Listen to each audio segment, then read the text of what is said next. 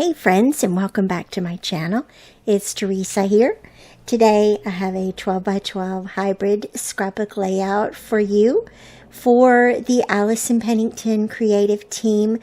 This is featuring the beautiful Friendship collection available at the Sweet Shop Designs, and I will have a link to this kit below for you. And so what I'm documenting here is my bond with my child River here. They are 18 and in college, and so they came home a couple of weekends ago to spend their first weekend at our new home. And these are some of the candids that we just randomly took during the weekend. And so I thought this would be a great opportunity and a really fantastic kit to use to document these photos. And so I have a very simple background here with some of the mixed media elements from the collection. And then I used one of the adorable frames from the kit. The frame features spaces for 3 photos, which fit the number of photos that I had to share on this layout. And then there's some adorable hexagons in this kit. Allison pretty much always includes some hexagons and some pinked circles in her kits. They're great to use for the shape. And so I've used the original ones with the patterns that are used on those shapes. And then I've also clipped some of the pattern papers from the kit as well onto those shapes.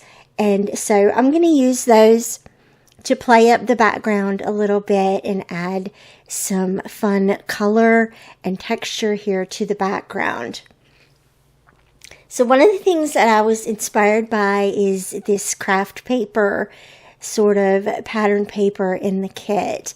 And what I've done is I just added a few little sprinkles from the kit onto the craft paper, and some of the little butterfly sequins and the little star sequin to that craft paper. And then also to the frame, I added the little craft paper banner. That's one of the elements in the kit.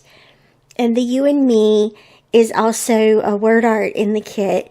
And I made it look like the You and Me banner is actually cut out of the frame. And the way I did that was in Photoshop, I used the interior shadow in the layers menu in the function button.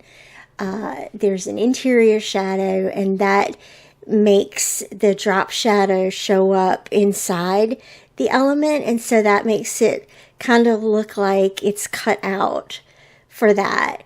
And so that was just kind of a fun little detail there.